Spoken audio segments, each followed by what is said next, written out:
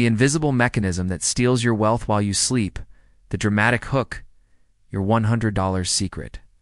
Stop right now and think about the last time you were paid. Traded hours of your life, your skill, and your unique energy for a dollar amount.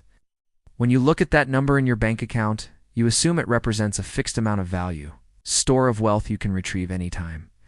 But what if I told you that while you slept, while you worked, while you planned your future, an unseen force was systematically stealing small pieces of that value? Not through hackers, not through taxes on your paycheck, but through a silent, structural decay baked directly into the system. In 2013, $100 could buy you 2 weeks of groceries. Today, that same $100 is struggling to buy you 3 days. The number in your account looks the same, but the value it represents is leaking away, moment by moment. This isn't an accident. It is not some unfortunate natural disaster of the economy. It is a mathematical mechanism, intentionally designed and weaponized by the most powerful entities in the world. It is the secret power behind central banking, global debt, and the biggest financial conspiracy of our time. And its name, simply put, is inflation. But the common definition you learned in school is a lie. Inflation is not just prices going up. It is the invisible theft of the purchasing power of your money. And to understand how they get away with it, we have to uncover the day money stopped being real, setting the stage. The great in anchoring: to understand the theft, you must first understand the anchor. For most of history, money wasn't just paper. It was a receipt. A receipt for a tangible asset, usually gold or silver sitting securely in a vault. This physical link was the safety net. It imposed a discipline on governments and banks. You could unprint more currency than you had physical metal to back it up. That anchor prevented the genie of unlimited money from escaping the bottle. Historical drawings of gold coins, then a ledger showing a 1-to-1 ratio of gold to currency. But after the World Wars, this discipline became inconvenient.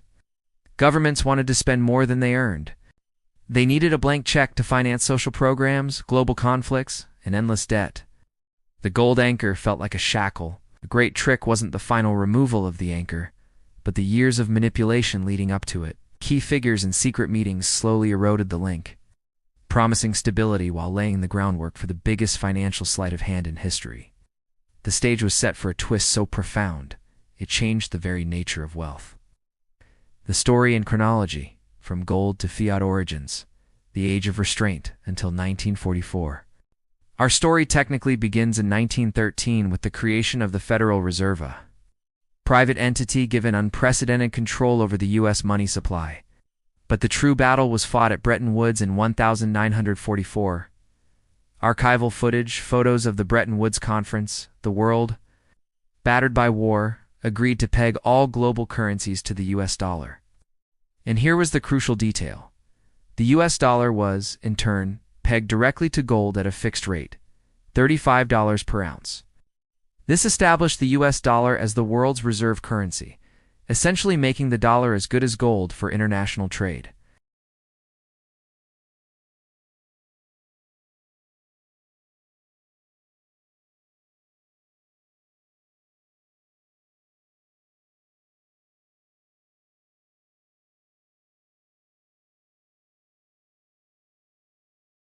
Animated chart showing the rapid increase of U.S. currency supply versus stagnating gold reserves. The system was running on confidence, not collateral. They were betting that no one would demand all the gold at once. But in the late 1960s, European nations, led by France, began calling the U.S. bluff, demanding actual gold. The U.S. gold reserves were bleeding dry. The discipline of the anchor was about to break the system, the breaking point. The Nixon Shock, August 15, 1971. The moment of truth came on a Sunday night in August 1971. President Richard Nixon, in a shocking address to the nation, announced a temporary measure. He closed the gold window. Clip of Nixon's 1971 announcement followed by a title card, "The End of Money." This was the end of the last faint link between the dollar and anything physical. The promised temporary suspension of convertibility became permanent. In that moment, the fundamental nature of money changed. Currency was no longer a receipt for value. It became a promissory note based entirely on the faith and trust in the government that issued it. We entered the era of fiat money by government decree. The genie was finally out of the bottle, and the invisible mechanism of theft was activated globally. The fallout and failed fixes, the debt supercycle with no anchor, central banks could print money without practical limits. This led to an explosion in government spending and debt, a system now known as the debt supercycle.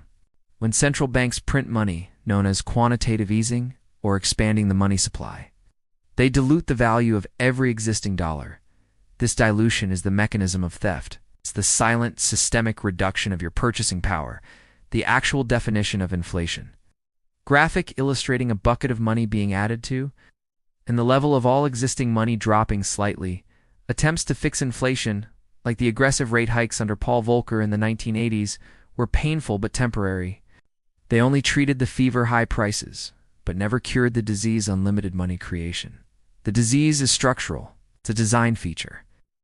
Once the anchor was gone, the theft was unstoppable. Modern parallels, the data shock decades later, we are living in the fully realized fiat world. This is where the shocking data reveals the cumulative power of the invisible mechanism. The government-reported Consumer Price Index, or CPI, often tells you that inflation is a manageable 2% to 3% per year. Look closely at the things that matter most, the things you must buy. Housing. Since 1971, the average cost of a house has risen by over 1,400%. While average wages have barely kept pace with the tampered CPI, healthcare, medical costs have ballooned by over 3,000%. Education. Tuition fees have skyrocketed by nearly 5,700% in the same time frame. Split-screen graphic showing the official CPI line versus lines for housing. Healthcare and education dramatically separating over time. This is the hidden truth. The cost of things that build and secure the middle-class: housing, health, and education, are inflated far beyond the official numbers. Savings accounts, earning a fraction of a percent in interest, are not saving your wealth. They are merely acting as a slow drain, like leaving your money on an ice cube that is constantly melting. This pattern is not new. The Roman Empire repeatedly debased its silver denarius coinage by adding copper, a process that eventually led to hyperinflation and the collapse of the Roman economy. The Weimar Republic printed its way to destruction. Every time a sovereign power gains the ability to create unlimited money, the same pattern unfolds: the illusion of prosperity, followed by the theft of real wealth from the citizens, ending in collapse. We are following a textbook historical trajectory. The theft is simple. When you earn $1, you earn a claim on a slice of the real economy. When the central bank prints a new dollar, your slice gets smaller. They get to spend the new money immediately before the rest of the economy realizes the dilution, meaning they get the full value and you pay the hidden tax. Takeaways, warning, and call to action: the invisible mechanism that steals your wealth while you sleep is not a market phenomenon. It is a political design. Here are the 3 essential takeaways you must internalize. Inflation is not a bug, it's a feature. For governments burdened by debt, inflation is the only politically palatable way to decrease the real value of that debt. It's a stealth tax you never vote on. Savings accounts are a drain. Holding only cash is the riskiest financial position in the fiat system. The promise of security is eroded daily by the invisible decay of purchasing power. Real wealth is tangible. The only defense against this mechanism is to hold assets that cannot be printed. Historically, this has included commodities, productive businesses, or assets with true scarcity. Understand the difference between money, a claim, and wealth, a tangible asset. The system depends entirely on your faith. It depends on you believing that the numbers in your bank account will hold their value tomorrow. But the history of every single fiat currency on Earth tells a different story. What happens when that faith finally breaks? What happens when everyone realizes the anchor is gone and the boat is adrift?